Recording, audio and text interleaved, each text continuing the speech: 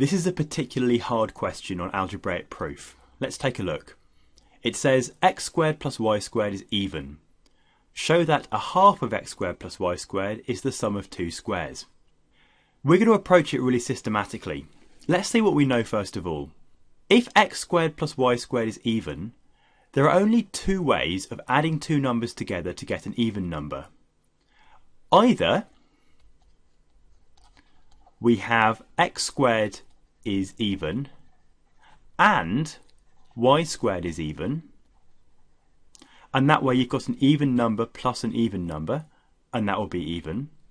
Or the alternative is that x squared is odd and y squared is also odd, because an odd number plus an odd number is also even. What we can't have is x squared being even and y squared being odd, because that would add up to be an odd number. Now, how can we use this information? Let's see what we can do with that. If x squared is even, that means that x must also be even. So in this case, I'm going to kind of draw an implication arrow, and we can say that x is even. And to indicate an even number, what we can do is write x equals 2m, where m is an integer, because any even number is an integer doubled. And the same for y. So y is 2n. So y is a different integer multiplied by 2 because y is an even number. In this case it's a bit different, so if they're both odd we can say that x equals 2m plus 1 and y equals 2n plus 1. This simply shows that if m is an integer and we double it we get an even number, you add 1 you get an odd number. So how can we use this? We're going to look at the two cases completely separately. So let's label them clearly. Let's call this case 1, where we're looking at two even numbers, and let's call this case 2. And you'll see why it's useful to look at them separately in a moment. So let's start with case 1 and see what we've got. So we have to show that a half of x squared plus y squared is the sum of two squares. Let's write that down. A half of x squared plus y squared. Now let's write that in terms of m and n, because m and n we know are both integers. So if x is 2m, then x squared will actually be 4m squared, because you square the 2 and you square the m. So this is going to be equal to a half of 4m squared plus 4n squared, because y squared is 4n squared.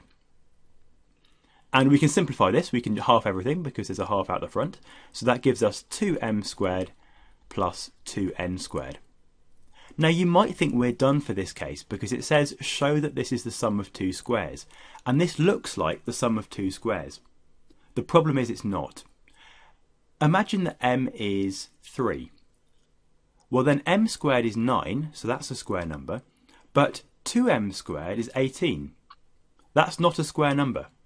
So by having m and n integers, this is not a square number and this is not a square number necessarily. However, it turns out we can write this as the sum of two squares. And there's a little trick we can use for doing that. We're going to write this as m squared plus 2mn plus n squared plus another m squared minus 2mn plus n squared. You can see how this is equal to this. Now, this is kind of weird. You might think we've gone from this really simple expression here, and I've split it up. So the 2m squared goes to this m squared here, and this m squared here, and the 2n squared goes to this n squared and this n squared, and I've introduced 2mn and minus 2mn, which cancel out. So hopefully you can see how these two are the same. I'll show you why I've done that though. It turns out we can then write this as a square bracket, because this is m plus n all squared, this expression here. And the same over here, on this side we've got m minus n all squared. And then actually we're done. So for case 1, we've shown that a half of x squared plus y squared can be written as the sum of two squares. It wasn't the squares you might have been expecting. This is kind of a weird square number, and this is another square number. But we've done it. Now we're going to try and do the same for case 2, and it turns out case 2 is even more complicated. So let's have a look. Case 2. Now in this case, we've still got a half of x squared plus y squared. That's what we're looking at. And this time, let's write this as clearly as we can. So x is 2m plus 1. We're now looking at the case where x is odd. So x squared is 2m plus 1 squared, and y squared is 2n plus 1 squared. And I'm trying to put this curly brace so you can see what's going on. Now, let's do something with this. If we expand the brackets, what we should get is, I'll leave the half on the outside for now. So on this bracket here, we have 4m squared plus 4m plus 1. And on the second bracket, we have 4n squared plus 4n plus 1. And that's all inside the bracket. Now we can do some simplifying. So this comes out as, if you take the 4m squared and half it, so we've got 2m squared and also 2m and 2n squared and 2n, and then we had this one and this one, so that makes 2, and we're halving it, so you have a plus 1 at the end. Now this really looks horrible. We've got this nasty expression here, and we've somehow got to show that this is the sum of two squares. So one square number plus another square number. And this one really is particularly hard, but it turns out you can write it like this. You can write it as n minus m